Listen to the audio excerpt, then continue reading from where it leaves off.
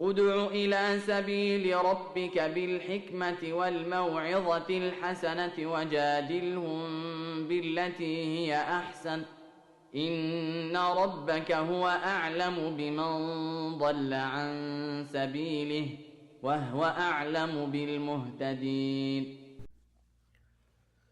بسم الله والحمد لله والصلاة والسلام على أشرف الأنبياء والمرسلين نبينا Muhammad wa ala alihi wa sahbihi ajma'in.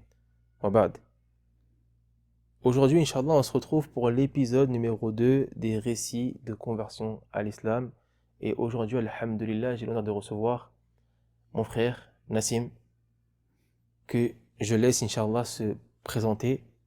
Salam alaikum wa rahmatullahi wa barakatuh. Alaykoum salam wa rahmatullahi wa barakatuh. Je suis le frère Nassim, j'ai 32 ans, j'habite à Médine, walillahi alhamd, Alhamdulillah. et je suis père de 2 enfants. Allah yabarak. Et on est là depuis 5 ans maintenant, alhamdulillah. Alhamdulillah. Alhamdulillah. Taïb. Pour commencer, Inch'Allah, j'aimerais savoir ton parcours. C'est-à-dire vraiment ton enfance, comment est-ce que tu l'as vécu avant de connaître l'islam.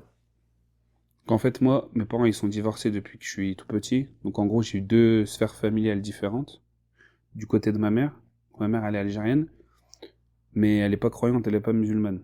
Okay. Donc quand j'ai visité mes cousins ou mes tantes, il y avait un peu une ambiance musulmane, ramadan, certains prient, d'autres pas, etc. Mon grand-père, il priait, rahimallah. Et on va dire que du côté de ma mère, dans la famille, il y avait une ambiance islamique, musulmane. Mais nous, à la maison, dans la sphère familiale, on faisait rien. On faisait rien qui avait attrait à l'islam. On mangeait du porc, il y avait pas de... On faisait pas l'Aïd, enfin, il y avait rien. On vivait comme des Français, en fait. Il y avait pas de choses liées à la religion. Et du côté de mon père, qui lui est français, de parents français, etc., c'est pareil, mais avec le christianisme. C'est-à-dire que quand il y avait des baptêmes, des communions, des choses comme ça, on y allait. Mais on parlait jamais de religion. Et il n'y avait pas de choses... on n'allait pas à l'église le dimanche. Moi, j'ai été baptisé, mais ça s'est arrêté là. Après, il n'y avait pas de... Par exemple, on fêtait Noël, on faisait des choses comme ça, mais il n'y avait pas de lien avec Jésus ou avec... C'était juste on faisait Noël parce que tout le monde faisait Noël. Mais j'ai pas eu d'éducation religieuse, quelle qu'elle soit. Donc en fait, ce que tu me dis, c'était plus sous un aspect culturel que cultuel. Exactement. Donc, comme dans beaucoup de familles, ils ont voilà, ces célébrations, ces moments de rassemblement. Mais en dehors de ça, on t'a pas inculqué une croyance Quelconque. malgré voilà, que d'un côté il y avait le christianisme et de l'autre Non. pas de religion, on t'a pas inculqué quelque chose. Non, ni d'un côté ni de l'autre. Je suis pas allé au catéchisme. Ma petite sœur, du côté de mon père, elle a fait le catéchisme, tout ça. D'accord. Et non, moi j'ai rien fait, j'ai pas eu d'éducation religieuse. Jusqu'à mes 18 ans, j'ai pas eu d'une culture ou de l'autre, à part ces brefs moments, ces moments ponctuels dans l'année, j'ai pas eu d'éducation au quotidien à une croyance quelconque. D'accord, ok. Très bien. Du coup, ma question là, ça va être comment est-ce que tu as découvert l'islam? C'est-à-dire comment est-ce que tu as commencé à avoir cette réflexion de d'accord, je veux m'intéresser, je veux connaître. Comment ça t'est venu? Qu'est-ce qui s'est passé? Est-ce que c'est quelque chose qui est venu de par les fréquentations? Est-ce que c'est quelque chose qui est venu de par tes recherches seules? Est-ce que vraiment, d'où est-ce que c'est venu? Et comment est-ce que c'est venu? Donc en fait, moi, il y a un élément déclencheur dans ma prise de conscience, ou en tout cas dans le début de mon interrogation et de mes recherches. C'est que moi, mon grand-père maternel, donc du côté de ma mère, lui, il est arrivé d'Algérie, donc c'était vraiment un Algérien.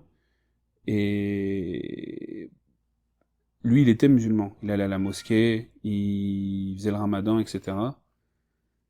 Et quand mon grand-père il est décédé, ça m'a fait quelque chose en fait. C'est quand je l'ai vu mort, ça m'a fait prendre conscience qu'à la fin de la vie, il y avait la mort en fait. Non. Et donc du coup, à partir de ce moment-là, on se pose la question, est-ce que après la mort il y a vraiment quelque chose, ou est-ce que c'est la fin? Et donc du coup, après, on se demande, du coup, s'il y a quelque chose après la mort, c'est que il y a une divinité qui existe. Donc du coup, on se dit, bon, bah alors s'il y a une divinité qui existe, qui elle est, qu'est-ce qu'elle attend de nous? Parmi les 3 religions monothéistes, laquelle est la vraie? Parce qu'il peut pas y avoir 3 vraies religions qui disent des choses différentes s'il y a qu'une divinité, c'est pas possible. Donc c'est là, à partir de ce moment-là, où j'ai commencé mes recherches, et j'ai plus cherché du côté de l'islam, parce que comme c'est mon grand-père la mort de mon grand-père, qui m'a fait prendre conscience de ça, et qu'il était musulman, j'ai orienté mes recherches sur la religion musulmane. Et après, je me suis aussi dit que j'avais 20 ans, qu'en fait, la religion, c'est pas comme est-ce que tu vas acheter une paire de baskets, puis elle te plaît plus au bout d'une semaine et tu vas changer. C'est la religion, ça implique des choses dans la vie que tu peux pas revenir en arrière après. Non. C'est-à-dire que c'est des choix que tu fais qui ont une conséquence sur toute ta vie, et que c'est plus facile si tu les fais à 20 ans, ces choix-là, que si tu les fais à 25, 30 ou 45 ans. Parce que quand t'es jeune et que tu commences à rentrer dans la vie d'adulte, c'est là que tu fais tes premiers choix. Quel travail je vais faire, quelles études, quelle chose. Donc je me suis dit, si je choisis une religion, c'est mieux que je la choisisse dès maintenant, que je choisisse une religion ou pas, hein, mais que je règle cette question-là du spirituel maintenant, parce qu'en fait, si tu décides d'être religieux ou pas, bah ça va conditionner tout le reste de ta vie. Donc je me suis dit, un peu à l'inverse que ce que les gens y font, ils disent oui, la religion, on verra ça quand on sera vieux, avant de mourir, etc. Je me suis dit, autant réfléchir à ça dès maintenant. Et si je choisis de devenir musulman, bah, je vais faire ma vie en fonction de ce que l'islam prodigue. Si je décide de pas être musulman, bah, je ferai ma vie, du coup, comme il y a moins de règles, bah, comme je l'entends. Mais c'est important pour moi de faire ce choix tôt dans ma vie, parce qu'après, si on en connaît des frères comme ça, si tu réfléchis à ces questions-là à 40 ans, que t'es déjà marié, que t'as des enfants, c'est beaucoup plus dur de revenir, parce qu'en fait, t'as déjà fait des choix qui impliquent des choses. Donc, même s'il y a 40 ans, on digresse un peu, mais si t'as l'impression, moi j'en connais un frère, 40 ans, 2 enfants, il a jamais, c'était des familles de Marocains, tu vois, c'est des Arabes. Mais ta femme, tu lui as jamais demandé, t'as même jamais parlé du voile avec elle, tes enfants, tu les emmènes au conservatoire, des choses comme ça. Tu peux pas. C'est difficile quand t'arrives et dire, ah bah tiens, moi je suis musulman, j'ai vu que ça, c'était la vérité, maintenant, il faut faire ça, ça, ça. Non, c'est vrai. Parce que ça implique d'autres personnes. Dire que quand t'as que ta propre personne à gérer, tes choix, ils ont des répercussions que sur toi-même. En gros, du coup, j'aimerais dire 2 choses. Tout d'abord, je te pose les 2 questions directement et je te laisse après y répondre. Tout d'abord, est-ce qu'on peut dire que du coup, ton élément déclencheur, donc via la mort de ton grand-père, qu'Allah lui fasse miséricorde, est-ce qu'on peut dire que à travers sa mort, est-ce que toi, tu as ressenti une peur de la mort également, et que c'est ça qui t'a amené à te poser des questions, et non pas juste l'interrogation de qu'est-ce qu'il y a après, sans en ressentir une quelconque peur ou en être effrayé, ça premièrement. Et deuxièmement, par rapport à ce que tu dis après, moi ce que je comprends c'est quoi? C'est que tu dis, il est beaucoup plus facile lorsque la feuille est blanche, de faire un choix et de prendre des engagements et de se tracer un chemin de route, prendre une voie, que lorsque la feuille, on va dire, est tachée d'encre, et là, faut faire son choix maintenant, réussir à effacer toutes les petites encres, toutes les petites taches, tous les petits trucs, et c'est quelque chose qui est extrêmement difficile. On en voit plein.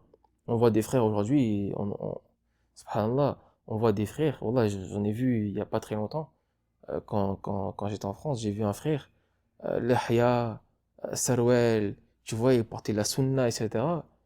Et tu le voyais entouré d'une femme qui était à l'opposé de ça. Mais quand j'ai l'opposé, c'est vraiment à l'opposé de ça. Et dans son regard, j'ai vu la honte un petit peu. Et je sais que c'est dur pour eux. Parce que c'est difficile quand tu commences à faire ton chemin avec une personne que tu connais depuis très longtemps et que t'es pas capable de la ramener à la même compréhension que toi. T'es pas capable de faire en sorte que le déclic il soit mutuel. Et souvent ça mène à quoi? À un divorce. Parce que les gens ne supportent plus être ensemble, etc. Annie, c'était une parenthèse. Mais vraiment pour revenir du coup à la première question, c'est est-ce que ça a été une peur?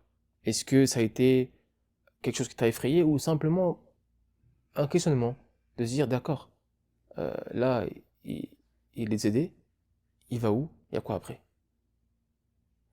Moi, en fait, c'est le sourire. Parce qu'en fait, quand on est allé le voir et qu'il était sur le lit avant qu'il le mette dans le cercueil, il avait un sourire sur le visage. Subhanallah. Et vraiment, on avait même certaines de mes tantes, on a dit, on a l'impression qu'il rigole. Et c'est vrai, il avait vraiment le sourire. Rahimallah. Et en fait, c'est ça qui m'a surpris. Parce que j'avais déjà vu des personnes décédées avant, mais qui avaient qui n'avaient aucune émotion, forcément. Et là, il avait vraiment un sourire. Et en fait, c'est ça qui a été le début de ma réflexion. Parce qu'en fait, les gens que j'avais vus avant, c'était pas des musulmans. Et lui, il était musulman. Et il y a peut-être pas de lien entre la religion et cet état-là, mais c'est ce sourire qui m'a fait me dire, attends, faut que tu te poses et que tu réfléchisses. Le sujet, il est trop important pour dire on verra plus tard ou quand j'aurai le temps. Donc j'ai commencé petit à petit à lire des choses. Bon, après, c'est pas, j'ai lu en 6 mois et la question elle était réglée. Je commençais à lire des petites choses, à faire des recherches, à regarder sur YouTube, etc., etc. Mais vraiment, la base du déclic, c'est ce sourire. C'est ce sourire. Pour la deuxième question que tu m'as posée, en fait, c'est même plus complexe que ça. C'est même pas une feuille blanche. Parce qu'on va dire que si toi, ta feuille blanche, elle est tachée parce que t'as fait des bêtises, tout ça, tu te convertis, tu demandes pardon à Allah, ta feuille, elle redevient blanche. C'est quand t'as d'autres feuilles à t'occuper.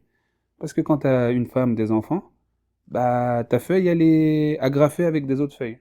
Donc si toi, tu veux gommer ta feuille, tu peux, mais tu peux pas gommer la feuille des autres. S'ils ont pas envie, en fait. Donc c'est ça le C'est problème. dur. C'est que tu peux pas... Et c'est ça qui est frustrant. Parce que toi, t'es content, parce que tu sais que t'as trouvé la vérité, t'as trouvé l'islam, t'as trouvé une paix dans ton cœur, un mode de vie qui te correspond, etc. Et les gens que t'aimes le plus sur cette terre, ta femme et tes enfants, bah eux, ils ont pas envie de te suivre là-dedans, en fait. Et c'est pas juste, t'as envie de partir en vacances et vous êtes pas d'accord sur la destination et voilà.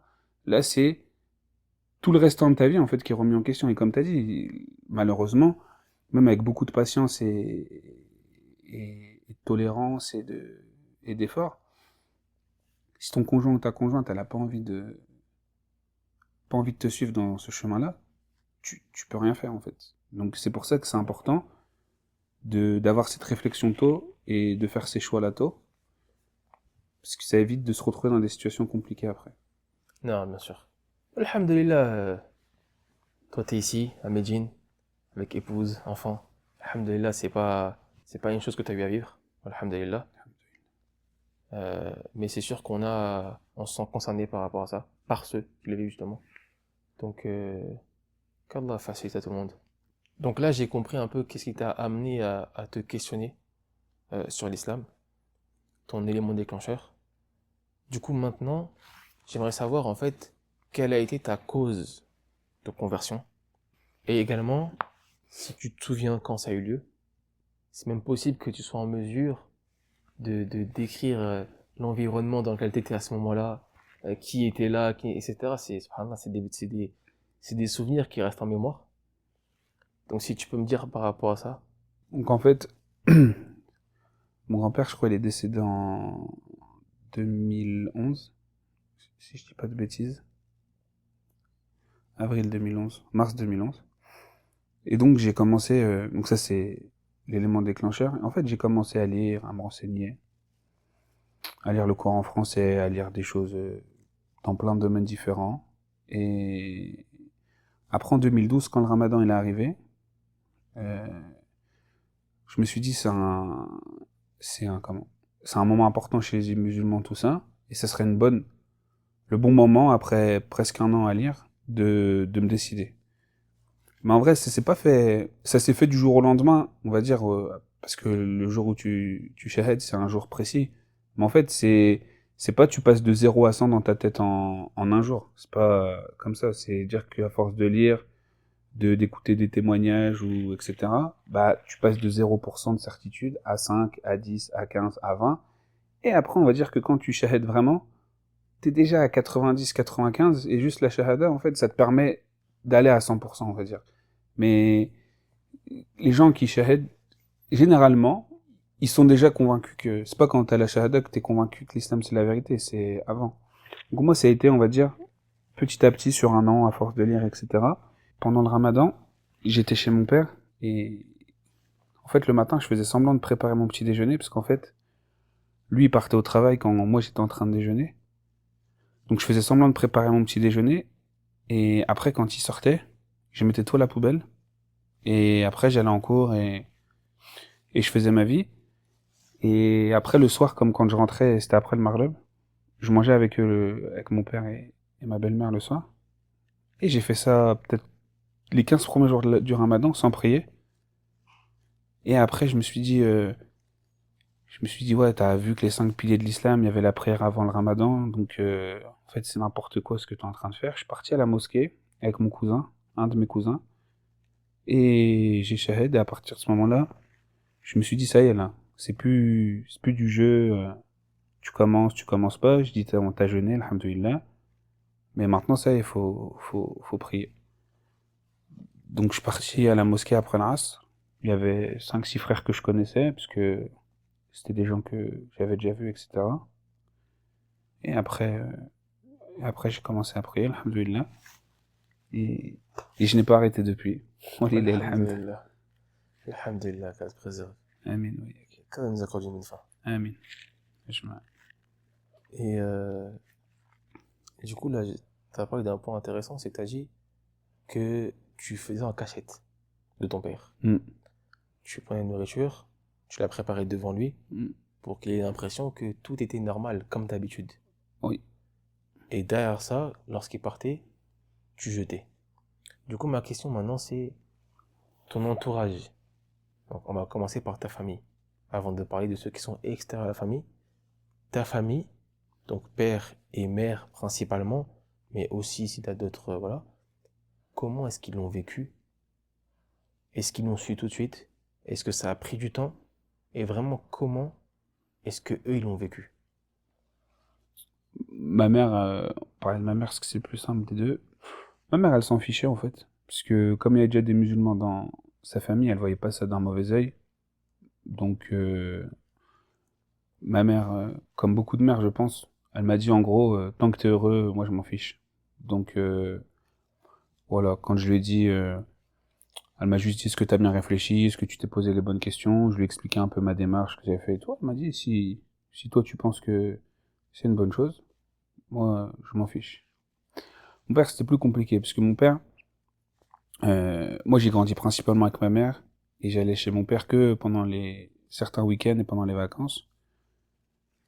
Et l'année où je me suis converti, c'était la première fois de ma vie où je vivais vraiment chez mon père. L'année complète, scolaire, etc. Quand j'ai fait mes études supérieures, j'étais dans la ville de mon père, du coup je vivais chez lui. Et je savais que mon père, il était un peu raciste, qu'il aimait pas trop les musulmans, enfin, plus les arabes que les musulmans, mais bon, malheureusement, il y a beaucoup de Français, ils font pas la distinction entre un arabe et un musulman. Et je me souvenais de paroles qu'il avait dit, des moqueries sur les femmes voilées, etc., etc., etc. Et je connais mon père, je sais comment il est, qu'il est dur, etc. Et je me suis dit, si je lui dis, il va pas accepter. Et c'est pour ça qu'au début, j'ai fait sans lui dire, parce que je me suis dit, si je suis pas encore sûr de moi, que je lui en parle, mais qu'après au final ça se fait pas, il va garder ça dans sa tête, ça va m'être préjudiciable, etc. Donc en fait, au début, je lui en ai pas parlé. Et quand je lui en ai parlé, après, j'y vivais plus chez lui. Donc, comme en fait je suis parti de chez lui, parce que je m'entendais plus, plus trop avec lui et ma belle-mère sur certaines choses, et parce que je savais que j'allais me convertir, en fait je suis parti avant que, pour moi, ça éclate. Donc je prenais de ses nouvelles, je lui parlais régulièrement, etc.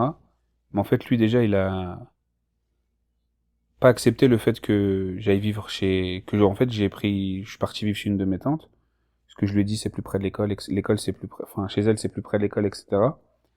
Mais moi, au fond de moi, je savais que c'était parce que je m'étais converti et que je savais que chez lui, je pourrais pas prier, je pourrais pas faire ce que je voulais. Et ma tante, comme elle était musulmane, je savais que il y aurait pas de problème. Donc moi, j'ai essayé de faire un peu passer ça sur c'est plus pratique, c'est plus simple. Mais lui, il l'a très mal pris, très très mal pris. Et du coup, je voulais, comme ça déjà, il l'avait mal pris. J'ai voulu attendre un peu que ça passe lui dire que j'étais musulman, et après, quand je lui ai dit que je m'étais converti, lui, il a fait le lien direct avec le fait que je sois parti chez ma tante. Et voilà, il a eu des mots durs, parce qu'il est ignorant, tout simplement, sur ça, et que, comme il était divorcé de ma mère, et que pour lui, c'est une famille d'arabes, bah, et que ça s'était pas bien passé entre eux, lui, il voyait ça d'un mauvais œil. Donc voilà. Euh, Mon père, on a dit quoi, 2012? Ça fait 12 ans que je me suis converti. J'ai dû le revoir 3, 4 fois, je pense. Et par message, on va dire, ça dépend des moments. Il y a peut-être des moments, des longues périodes où on est resté sans se parler. Mais voilà, en gros, mon père, il accepte pas du tout. Pas du tout, pas du tout. Il refuse de me voir parce que j'ai la barbe, etc. Et en plus, quand les 2, 3 fois où je l'ai vu, j'allais pas le voir avec le qamis, la chéchia, etc. Je mettais juste un pantalon un peu large, un t-shirt et on va dire j'y allais normal pour pas qu'il... Et non, non, il m'a dit moi, l'islam c'est quelque chose que je peux pas... Après je lui ai dit moi je connais plein de frères, ils sont convertis, leurs parents c'est des Français, ils acceptent pas l'islam mais ça reste leurs enfants donc ils ont encore une vie de famille, etc., etc. Et lui il a jamais accepté jusqu'à aujourd'hui. Qu'Allah fasse que ça s'améliore et que Amin. Amin. qu'il Comme ouvre d'habitude. sa poitrine à l'islam. Mais voilà, en gros, les frères, ils m'ont dit, de la mosquée, j'ai demandé conseil aux grands qui étaient convertis, ils m'ont dit, tu vas voir quand tu vas te marier ou quand tu vas voir que c'est pas de la rigolade, que c'est quelque chose de sérieux, c'est pas un truc que t'as pris à la légère, son cœur, il va s'adoucir. Les années, elles sont passées. Avant de me marier, je suis allé voir mon père, je lui ai expliqué que je voulais me marier, tout ça. Pareil, il a eu des propos assez durs sur sa vision du mariage en islam, etc. Donc je me suis dit, voilà, c'est une occasion encore ce sera pas cette cause-là. Après, j'ai eu ma fille. Tous les frères, ils m'ont dit, tu vas voir quand tu vas avoir des enfants. Les grands-parents, ils veulent voir leurs petits-enfants. Tu vas voir, ça va adoucir son cœur, etc., etc. Quand j'ai dit à mon père qu'il allait être grand-père, il m'a juste demandé si j'allais éduquer ma fille sur les principes islamiques. Bah, au fond de lui, il savait très bien la Bien réponse. sûr. Et quand je lui ai dit oui, il m'a dit, moi, ça m'intéresse pas. J'ai pas envie de la voir, parce que tu vas l'endoctriner, etc. Après, je lui ai dit, regarde, papa, toi, tu nous as éduqués sur les choses qui te semblaient les meilleures pour nous. Ben, nous, on va faire pareil avec nos enfants. Donc, toi, ce qui était bien, c'était avoir une certaine rigueur dans le travail, faire du sport, avoir une parole, etc., etc. Mais tu n'as aussi inculqué de faire Noël, de faire le Nouvel An, de fêter Pâques, etc., etc. Donc, parce que pour toi, c'était les meilleures choses pour nous. Et je dis, nous, on va faire la même chose. On va donner à nos enfants ce qui pour nous est le meilleur pour eux. Bien sûr. Je dis après on n'est pas d'accord sur ce qui est le meilleur pour eux, mais ouais, je dis ça n'empêche pas de se voir, d'aller un après-midi faire un foot ou aller au parc ou prendre un goûter, etc. Mais jusqu'à maintenant, il a pas changé d'avis. Donc on patiente et on demande à Allah Azza wa Jal qu'il Amin. facilite. Amin. Qu'Allah facilite. Qu'Allah le guide à l'islam. Amin. Qu'Allah rende son cœur sensible à l'islam Amin. et améliore vos relations. Amin. Surtout que c'est important pour toi déjà, mais aussi pour tes enfants du coup. C'est quelque chose de... C'est difficile. Parce que j'imagine sûrement que de l'autre côté, ils ont du coup accès à leurs grands-parents. Du côté de ton épouse sûrement. Ouais. Et du coup, il y a des fois peut-être cette question et toi, Abby, je sais pas si tu as eu droit à ça, mais Après, moi, ma fille, je lui ai expliqué, parce que, alhamdoulilah, elle comprend. Malgré que ce soit petit, elle comprend. Je lui ai déjà montré des photos de lui, etc. Et ouais, après, c'est des enfants, on rentre pas dans les détails. On dit qu'il habite loin, que on peut pas le voir, etc. Mais plus, je pense, quand ils vont grandir, je pense que tu auras plus la question quand ils commencent à vraiment comprendre que, après, comme mes parents, ils sont divorcés, les parents de mon épouse aussi, en fait, ça fait beaucoup de grands-parents. Donc, ouais, en fait, c'est pas comme si bien t'as sûr. que 2 parents et t'as 2 grands-mères, 2 grands-pères, euh, et c'est tout. Donc, moins maintenant, mais après, je pense que si en grandissant, quand tu commences à réfléchir, euh, je pense qu'elle se posera plus la question. Après, c'est une épreuve Qu'Allah d'Allah, hein. facilite. C'est une Qu'Allah épreuve d'Allah facilite. Azza wa Jal. Ouais, bien sûr. Alhamdulillah. Mais qu'Allah facilite. Alhamdulillah. Afin Amin. que d'ici là, Amin. ça soit amélioré. Amin. Qu'Allah facilite. Et, et du coup, par rapport à ton entourage, tout qu'on a vu par rapport à tes parents, ton entourage, surtout les amis, je pense, les oncles et tantes, comment ça a été en fait? Comment est-ce que eux l'ont vécu? Est-ce qu'ils l'ont accepté? Comment est-ce qu'ils l'ont vécu? Est-ce que tu as perdu des amis par rapport à ça? Nombreux sont ceux qui, une fois musulmans, perdent des amis. Donc, toi, comment ça s'est passé? Donc, pour la sphère familiale, du côté de ma mère, ils étaient contents, parce que ils sont quasiment tous musulmans. Du côté de mon père, en fait, du côté de mon père, c'est moi qui ai fait une erreur, on va dire. C'est que, comme mon père, il l'a très mal pris, qui m'a dit des choses que je sais qu'il pensait pas, mais parce qu'il était énervé. En fait, je me suis dit un truc dans ma tête, et maintenant, avec le temps qui passe, je me rends compte que c'était pas le bon choix. Mais après, à 20 ans, on n'a pas la même réflexion que plus tard. Je me suis dit, en fait, tant que je me suis pas rabiboché, tant que je me suis pas bien remis avec mon père, je parle pas aux autres membres de ma famille. Et en fait, quand tu réfléchis, en fait, c'est débile de faire ça, parce que j'avais des oncles et des tantes, des cousins et des cousines, et je m'entendais très très bien avec tout le monde. On était très famille, etc. On habitait dans des villes différentes, on se voyait pas souvent, mais on était proches, et on s'aimait tous beaucoup. Et moi, je sais pas pourquoi j'ai eu cette réflexion-là, je me suis dit, peut-être par peur ou appréhension, je me suis dit, je vais attendre déjà que mon père il accepte ma situation, et après, je vais tendre ça à la sphère familiale. Et en fait, le problème, c'est que 12 ans après, ça s'est pas amélioré avec mon père. Et en fait, maintenant, je me retrouve dans une situation où, euh, j'ai pas donné des nouvelles à ces gens-là depuis longtemps, et en fait, et c'est moi qui suis fautif, hein, y a pas de doute.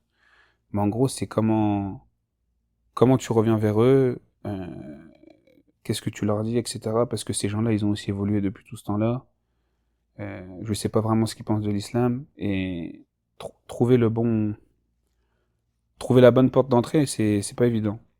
Et le problème, c'est que comme toute chose que tu remets au lendemain, c'est que le temps il passe, après tu voyages, tu fais des enfants, la vie elle avance, et le temps il passe très très vite. Donc c'est à dire quand tu te dis je me laisse un an pour faire ci et faire ça, mais en fait tu te rends compte que cette année-là, tu passes d'un an à 10 ans très très vite.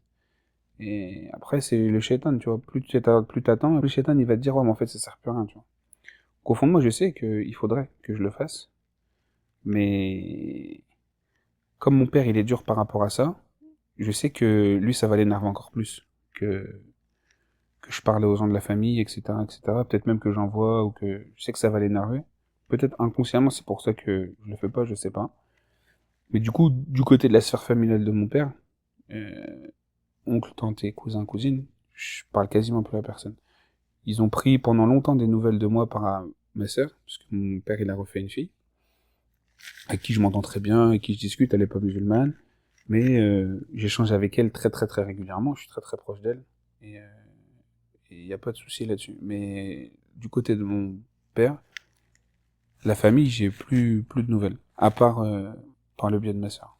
Après, pour la question des amis, moi j'étais dans un lycée où il y avait 70-80% de filles, que des garçons, et 20% et le reste des garçons. Et moi je suis quelqu'un de très très sociable. C'est-à-dire que moi au lycée, je connaissais pas tout le monde, mais je connaissais beaucoup beaucoup de monde. Donc j'avais beaucoup de copines. Euh, J'allais en soirée, etc., etc.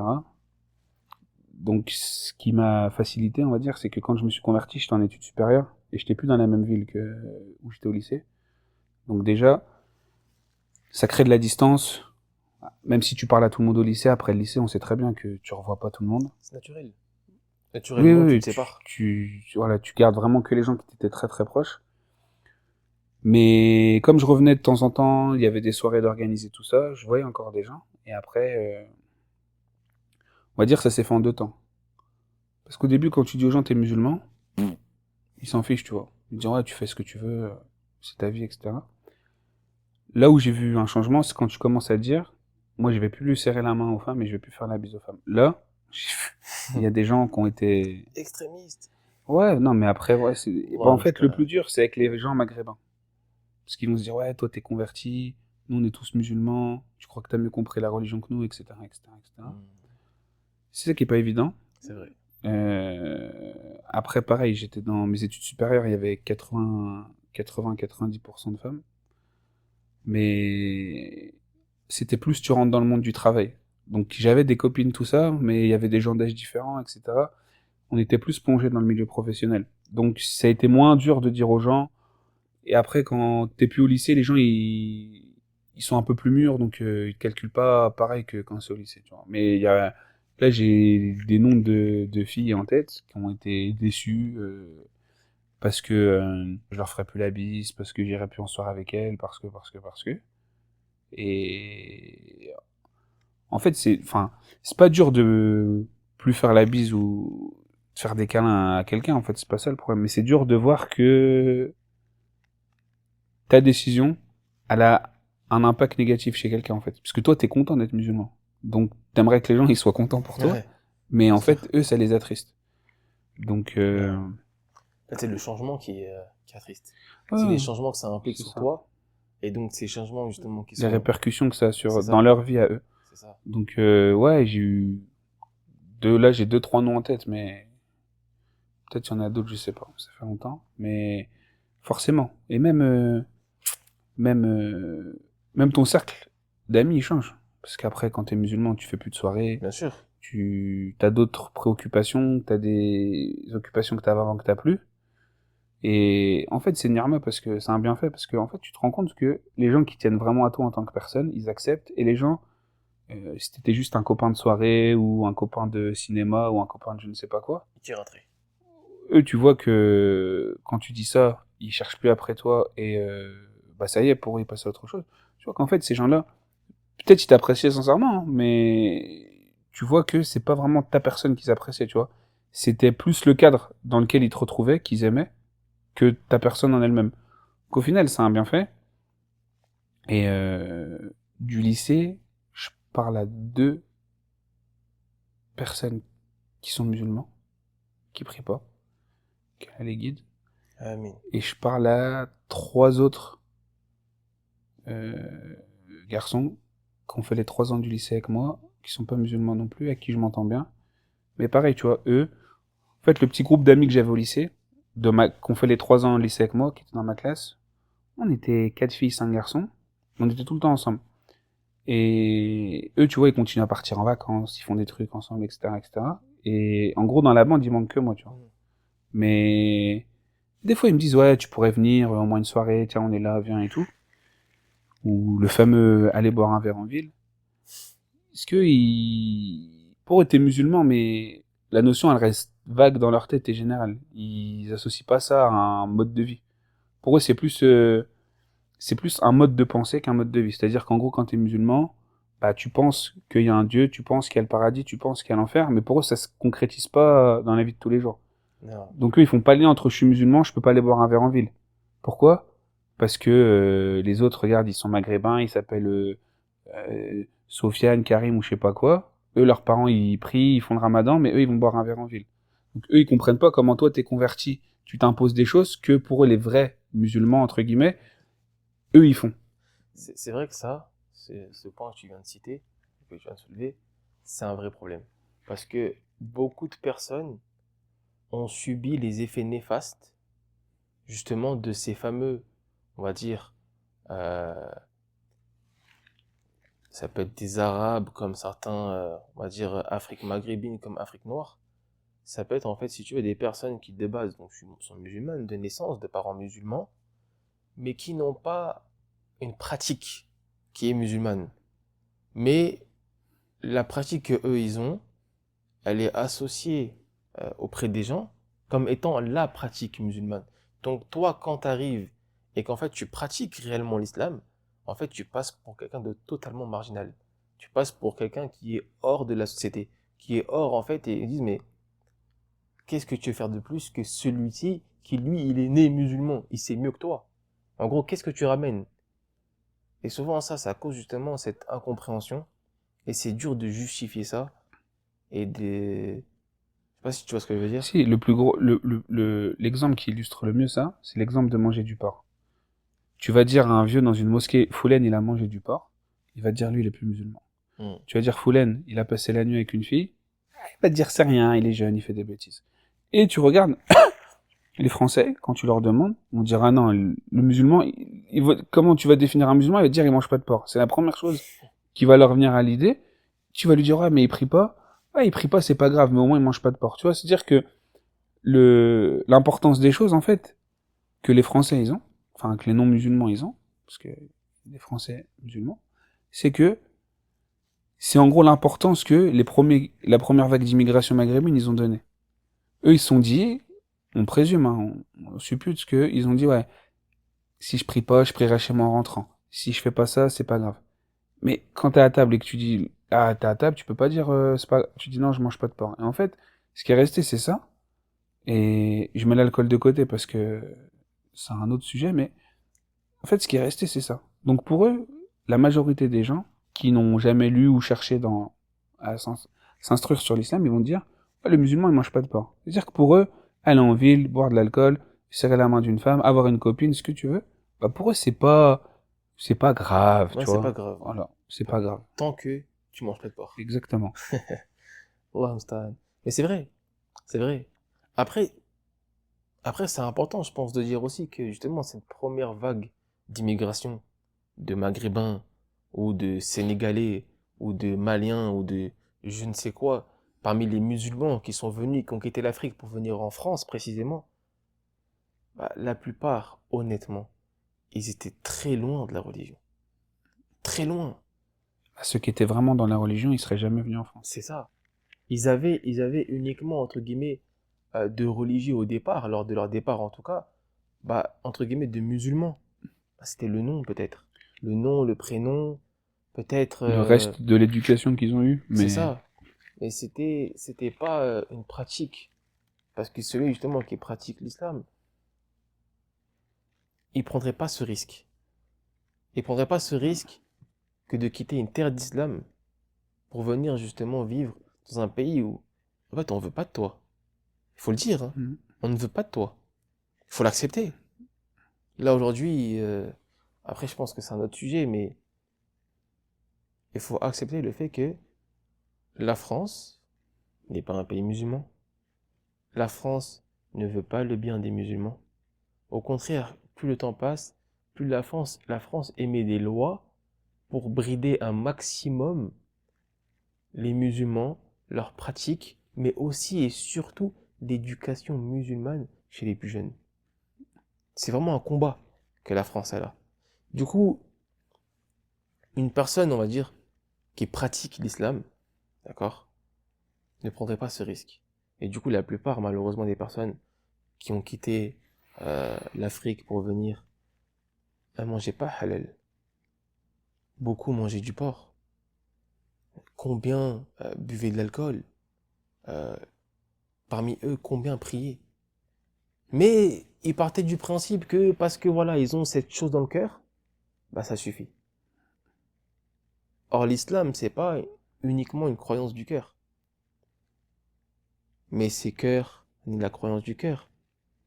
La parole, ainsi que les actes. Mais eux, voilà, ils se sont suffis de ce qu'il y a dans le cœur. Et c'est beaucoup resté.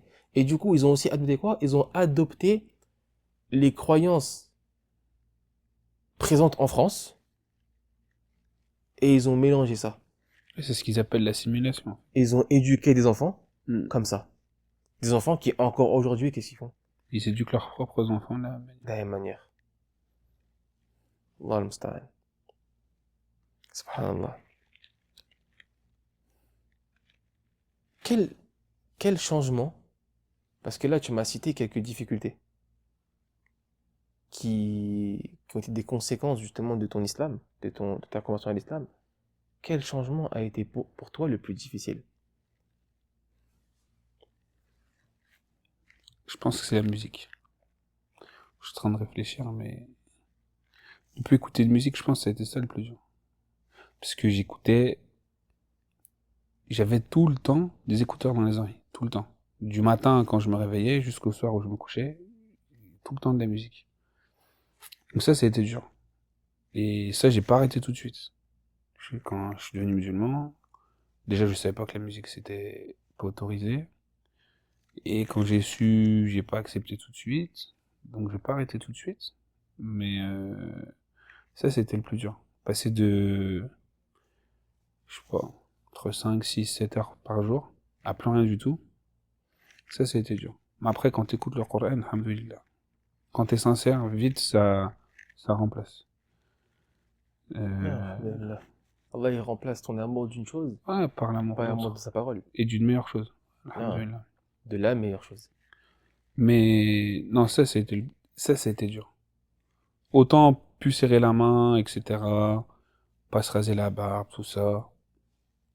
Ça va. Ça fait un changement. Mais c'est pas ce qui a été le plus compliqué. Moi, vraiment, le plus compliqué, c'était la musique. Vraiment. Souvent, et je pense surtout chez les sœurs, c'est la difficulté de se dire, ah, mais si je deviens musulmane, je dois me voiler.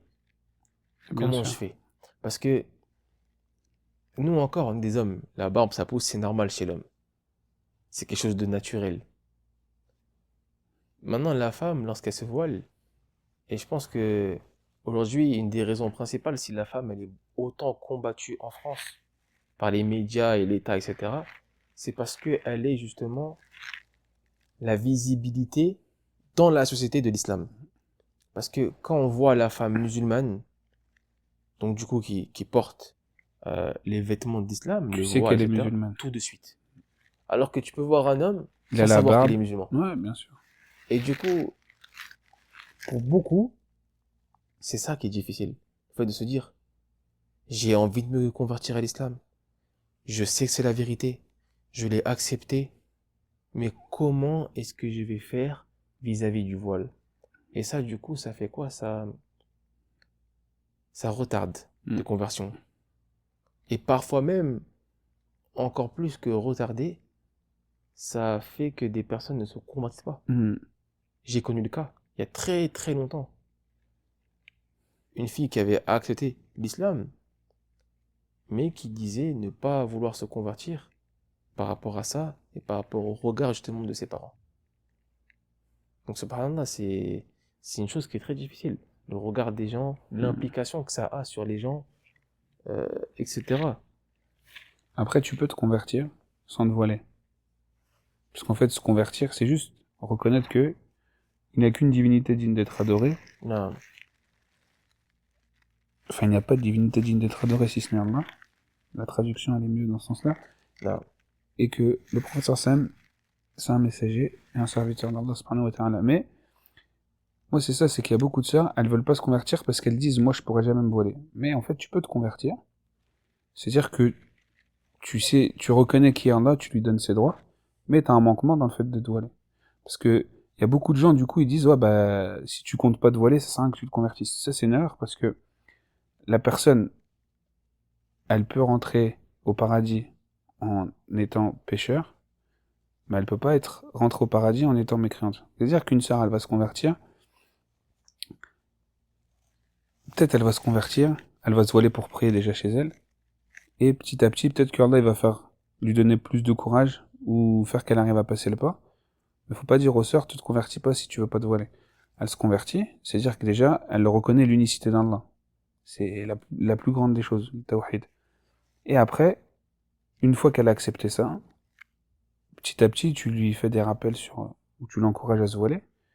Mais l'erreur que beaucoup font, c'est, des sœurs, elles disent, oh, moi, de toute façon, mes parents, ils accepteront jamais que je me voile sans que je me convertisse à l'islam. Mais ça, c'est parce que les gens, déjà en France, ils ont pas bien compris le tawhid, ni même c'est quoi la religion. Comme il y en a, ils disent, ouais, une fois que tu fais le hajj, il faut plus faire de péché, du coup, je ferai le hajj jusqu'à 70 ans. Ça, c'est pareil, c'est... Wallah, ils vont faire le hajj, ils ont plus de force. Non, mais déjà, qui t'a donné la garantie que t'allais vivre jusqu'à cet âge-là, Non, déjà? mais est-ce qu'on réalise Ah, qu'ils font le hajj, ils ont plus de force? ah, Ils sont faibles. Certains doivent être portés par d'autres. ah. Fauteuil roulant, etc. Tu fais le hajj, t'as plus de force. Mm. Subhanallah. Donc pour les sœurs, faut... c'est pas facile. C'est beaucoup plus difficile, ça c'est sûr. C'est beaucoup plus difficile d'être musulmane en France que d'être musulman en France. Bien sûr. Parce que toi, t'es musulman, tu peux aller travailler, faut que t'esquives de serrer la main aux femmes, mais tu peux trouver un petit coin, tu pries. Une femme, elle fait comment? Pour prier. Faut qu'elle se voile. Donc elle va faire comment? Elle va trouver un coin, faut qu'elle fasse le dos, qu'elle se voile. Si quelqu'un... C'est pas possible. C'est pas possible. Donc, quand t'es une femme, c'est sûr que c'est beaucoup plus dur. Mais Allah, il est pas inattentif à ce qu'on fait et il est pas injuste. Donc, si quelqu'un il sait que l'islam c'est la vérité, il se convertit. Allah, il va lui ouvrir une porte que même cette personne-là, elle pensait pas que cette porte-là elle ouvrait. On en connaît plein des histoires comme ça. Bien sûr. Des sœurs, elles se sont converties, personne n'acceptait, elles se sont mariées, ou elles ont pu voyager, ou etc. Et au final, maintenant, eh ben, elles ne regrettent pas du tout d'avoir pris cette décision-là. Mais voilà, il faut avoir la bonne opinion d'Allah et savoir que si tu fais un pas vers lui, il en fait 10 vers toi. Donc si tu te convertis et que tu te voiles, tu fais ces deux énormes pas pour le visage d'Allah subhanahu wa ta'ala, il faut que tu sois sûr dans ton cœur que Allah, il va te faciliter après tout ce qui en découle. Non. Et que même si tu as des épreuves ou des difficultés, des parents qui disputent, qui sont pas contents, etc., tout ça, ça va être une cause d'expiation des péchés et tu vas élever ton rang auprès d'Allah Azza wa Jal. Donc dans tous les cas, c'est du khair. Donc, alhamdulillah. Alhamdulillah. Alhamdulillah. Dis-moi où t'en es aujourd'hui. Question vague, je À sais. quel niveau? Quand je dis où t'en es aujourd'hui, c'est-à-dire, Spirituellement? c'est un ensemble de choses. C'est-à-dire qu'en fait, si tu veux, on explique depuis le début qu'une conversion, ça a des implications. Qu'une conversion, ça a des conséquences. Et en fait, parce qu'on est quand même en train de faire ce podcast en direct de Médine. Alhamdulillah. Walhamdulillah. Du coup, quand je dis où t'en es aujourd'hui, c'est tout le chemin que tu as parcouru. Où est-ce qu'il t'a mené aujourd'hui? Si tu vois un peu ce que je veux dire. Ouais. Après, comme ça, c'est la continuité de ce que j'ai dit, c'est-à-dire que quand tu te convertis, t'as beaucoup de changements dans ta vie. Tes proches, tes amis, ta façon de manger, ta façon de t'habiller, même à quelle heure tu dors, à quelle heure tu te réveilles, etc. Les grasses matinées, voilà, tu pries le sobre, après tu redors si tu veux, mais t'es obligé de Ça a des changements, ça a un impact dans ton quotidien, et après tu vois les fruits. C'est-à-dire que, voilà, moi j'aurais pas été musulman, je serais jamais venu à Médine. Et si j'avais eu envie de soleil et trucs, je serais allé à Dubaï ou à Abu Dhabi, tu vois, je serais jamais venu à Médine. C'est-à-dire que quand tu fais un pas vers Allah, Allah il te facilite un chemin vers quelque chose qu'il aime, et ainsi de suite, et ainsi de suite, et ainsi de suite. Donc, moi quand j'ai eu ma fille, j'ai dit à ma femme, dans 3 ans, faut plus qu'on soit là. Parce que, voilà, comme on a expliqué, élever des enfants en France, c'est compliqué. Et même le cadre dans lequel tes enfants y vivent, tu vois, là, à Médine, toutes les femmes, elles sont en niqab. En France, il y a personne qui est volé. Ici, t'entends l'Aden, en France, non, etc., etc. C'est deux mondes. Après, ça, c'est la différence entre les pays musulmans et les pays non musulmans. Après, j'ai eu la chance de venir à Médine pour apprendre ma religion. Et moi, je suis venu avec rien. Moi, je devais connaître 2 pages de Coran et en arabe, je savais dire salam alaikum.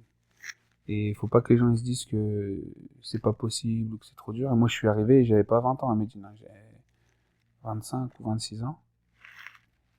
27. 25, 26 ans. Il y a rien d'impossible. Faut être sincère, prendre son temps, pas être pressé.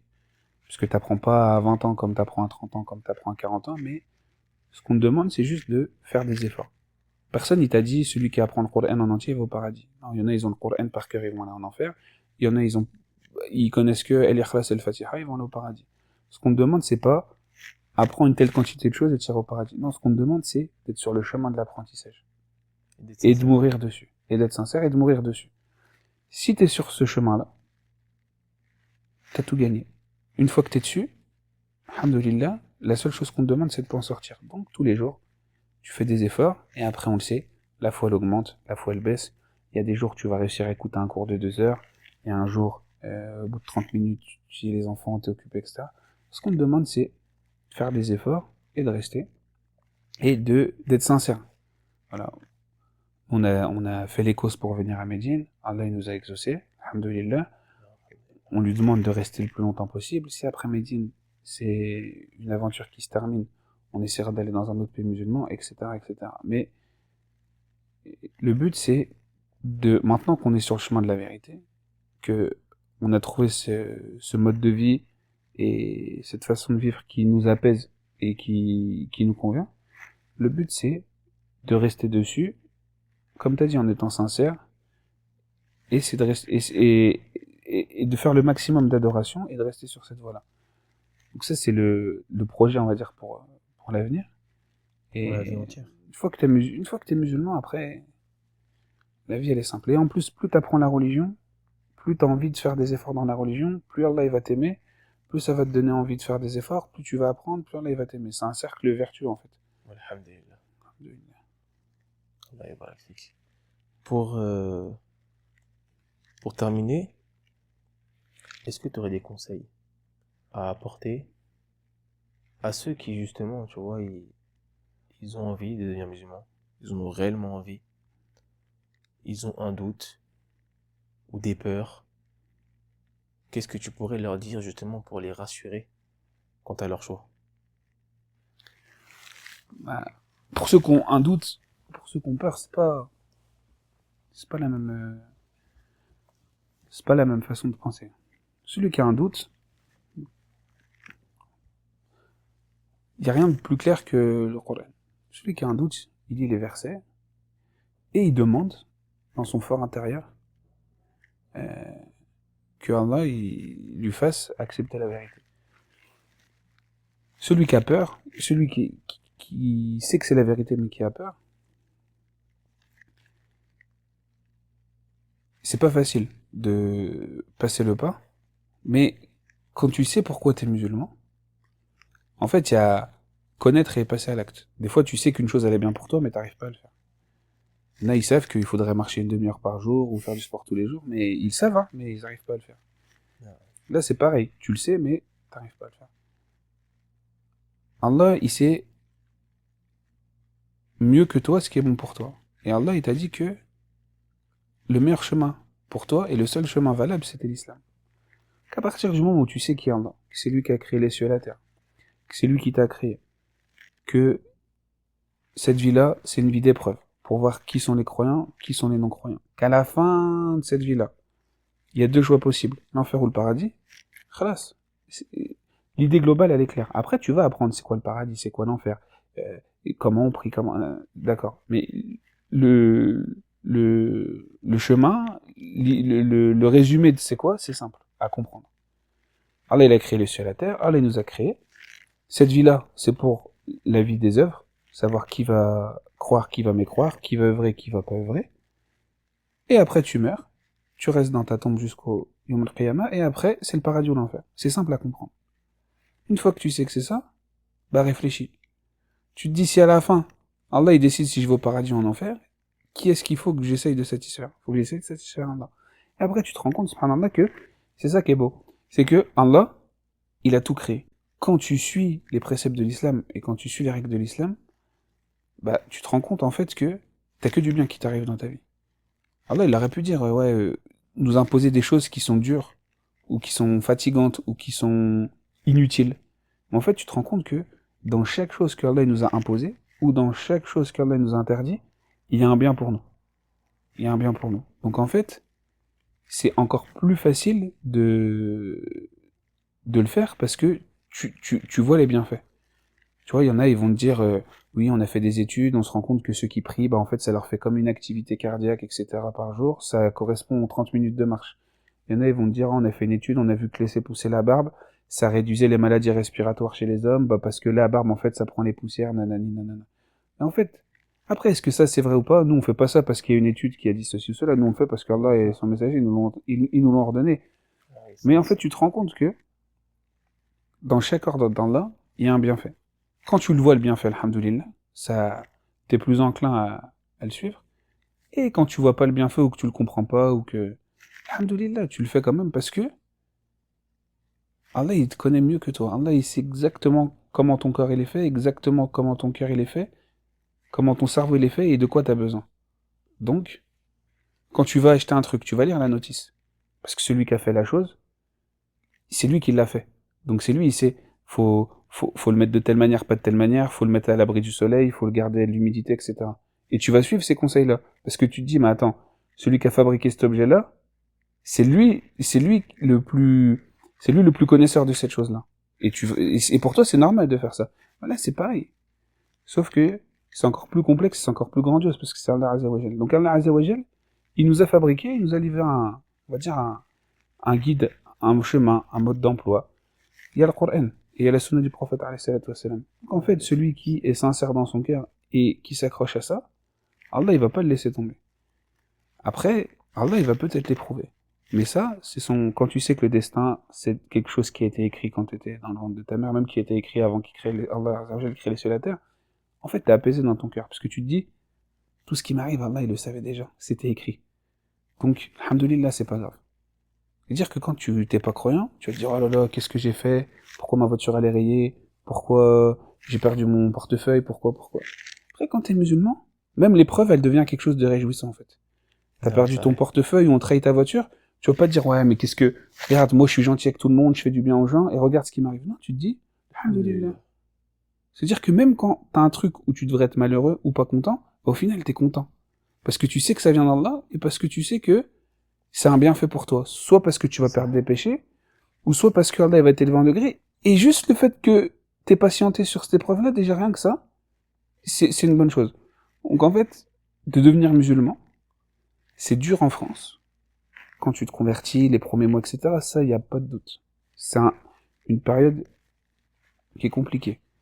Mais sur le long terme, c'est que du bien dans ta vie. Parce que tu vois, comme t'as dit, les amis que t'as au lycée, etc., moi je vois les amis que j'avais au lycée, je vois où ils en sont dans leur vie, et où moi j'en suis maintenant, je regrette pas du tout. Bien sûr. Sans parler du côté spirituel, mais même si c'est le plus important, mais juste au niveau mondain, parce que eux ils se basent que sur le mondain. Bah même au niveau mondain, j'ai une meilleure vie qu'eux. Alors que eux, ils se consacrent que à la vie mondaine. C'est leur but. Mais tu vois que toi, ta principale préoccupation c'est l'au-delà, mais que par cette cause-là, Allah, même la vie mondaine, il te l'a rendu plus simple et plus facile qu'à des gens qui, eux, c'est leur principale préoccupation. Ah. Donc, dans l'islam, il y a que du khair, il y a que du bien, mais c'est dur de passer le pas. C'est dur. Surtout quand t'es jeune, que dans ton entourage, il n'y a pas beaucoup de musulmans, t'hésites, etc. Mais si tu sais que l'islam, c'est la vérité, il faut se lancer. Et tu le fais pas pour faire plaisir à ton copain, ou pour ta copine, ou parce que c'est cool d'être... Non, tu le fais parce que tu as compris qui était Allah, et tu as compris ce que Allah il attendait de toi. Et il faut pas voir ça comme un truc surmontable. Oh, il faut faire ci en islam, il faut faire ça, il faut faire ci, il faut faire ça. Non. Tu te convertis, t'es musulman. Alhamdulillah. Et après, petit à petit, tu apprends les choses les plus importantes pour le quotidien, comment prier, donc du coup, comment faire les ablutions. Après, quand le ramadan il va arriver, bah, c'est quoi les règles qui attraient au ramadan, etc., etc. Et petit à petit, tu vas apprendre. Mais tu vas pas apprendre tout ce qu'il y a dans la religion en un an quand tu t'es converti. Il y a des gens, ils sont nés musulmans, ils sont nés dans un cadre religieux, ils ont 80 ans, ils apprennent encore des choses. Ils sont arabophones. Comment toi, t'es converti, tu crois que tu vas... Non, petit à petit, tu fais des efforts. Et après, Inch'Allah, tu progresses et tu t'améliores de jour en jour, Inch'Allah. Allah yabarak fik. Jazakallah khaira. C'était un très bon conseil. Et qu'Allah fasse que ce conseil soit bénéfique à ceux qui pourront l'entendre. Amen. Est-ce que tu as un mot de la fin? Est-ce que tu as quelque chose à rajouter? Est-ce que je t'ai laissé assez de temps pour... J'allais dire convertissez-vous, mais du coup c'est trop... Non, c'est que... faut faire preuve de patience dans toute chose. Cette vie-là, c'est la vie des épreuves, et on est tous éprouvés par des choses différentes. Il y en a, ils perdent leur enfant jeune. Il y en a, ils n'ont pas d'enfants. Il y en a, ils sont malades. Il y en a, on a tous des problèmes. C'est la vie des épreuves, il faut patienter. Dans toute chose. Et se convertir, ça fait partie des épreuves. Parce que il y a le regard des gens qui change, de tes parents, de tes proches. Il y a ta vie qui change. Conseil que je peux donner, faut patienter dans toute chose et se rappeler pourquoi on le fait. Parce que ça aide à patienter. Si tu fais quelque chose sans aucun but, tu vas te lasser. Demain, je vais te dire cours 40 km. Tu vas me dire j'ai la flemme. Je vais te dire cours 40 km, je te donne 1 million d'euros. tu vas courir, t'as jamais couru aussi vite de ta vie. Donc, et qu'est-ce qui a fait que t'as réussi à patienter? C'est la raison pour laquelle t'as fait la chose. Donc c'est ça qui change. Si tu fais la chose pour Allah, tu vas réussir à patienter parce que la récompense c'est le paradis et qu'il n'y a pas meilleure autre récompense que le paradis. Donc c'est conseil que je peux donner, c'est ça, c'est d'être ferme, pas être dur mais d'être ferme sur qui est Allah, ce qu'il attend de nous, et après patienter et Allah il va faciliter. Non, alhamdulillah. Allah yabarak fik. Amin. Qu'Allah te récompense grandement. Amin. Je te remercie d'avoir accepté. C'est moi qui te remercie de m'avoir permis de discuter avec toi de ce sujet. Et c'était pour moi un honneur. Je sais que c'est difficile, souvent, de parler de ça, parce que on se livre. On se livre. En fait, on raconte son intimité, parce qu'un récit, ça reste intime. On raconte les problèmes que ça nous a engendrés, et du coup, ça nous les fait revivre. Et ça provoque beaucoup de choses qui ne sont pas forcément toujours plaisantes. Mais pourquoi est-ce que moi, j'ai mis en place ce projet, donc le podcast, mais en plus du livre, sur les récits de conversion? C'est parce que je vois que c'est un moyen de da'wah vraiment incroyable. Que c'est un moyen par lequel, bi'idhnillah, des cœurs pourront être touchés, et ça pourra amener des gens justement à considérer ou à reconsidérer leur choix, et ça pourra les faciliter. Parce que les gens, parfois, ils ont besoin de retrouver des personnes qui ont eu un parcours similaire au leur. Les gens, ils ont besoin de se dire, subhanallah, ce frère-là, ou subhanallah, cette sœur-là, elle a vécu ce que j'ai vécu. Si elle a réussi, pourquoi est-ce que moi, j'y arriverai pas? Et les gens, en fait, ils ont besoin de ça. Et justement, c'est cette chose-là que j'aimerais vraiment rendre accessible. Le fait de rendre ces témoignages accessibles, que chacun puisse trouver une personne qui a un parcours similaire au sien, et trouver surtout quoi? La force de franchir le pas, et de se dire, ok, moi aussi je peux le faire. nous, on a réussi ça nous aurait facilité. Mais après, Bien sûr. on l'a fait sans, alhamdoulilah. Mais comme tu as dit, en France, c'est de pire en pire.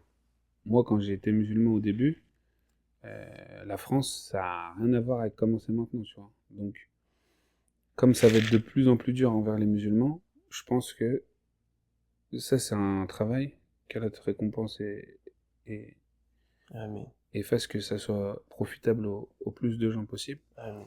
C'est quelque chose qui va servir. Parce que comme tu as dit, en fait, quand tu t'identifies à quelqu'un qui a le même parcours que toi, bah, ça t'ouvre des portes dans la tête, dans ta réflexion, et ça te donne un courage supplémentaire. Non, c'est vrai, bien sûr. C'est sûr, c'est sûr. Ouais, alhamdulillah. En tout cas, franchement, je te remercie.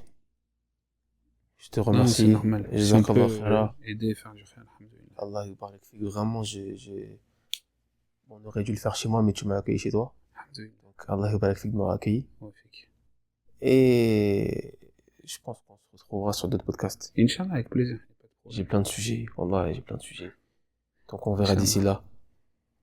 Donc, c'est pas les sujets qui manquent, c'est le temps. Subhanallah. Qu'Allah nous mette la baraka dans le temps. Amen. Amen. Donc voilà pour ce podcast. Alhamdulillah.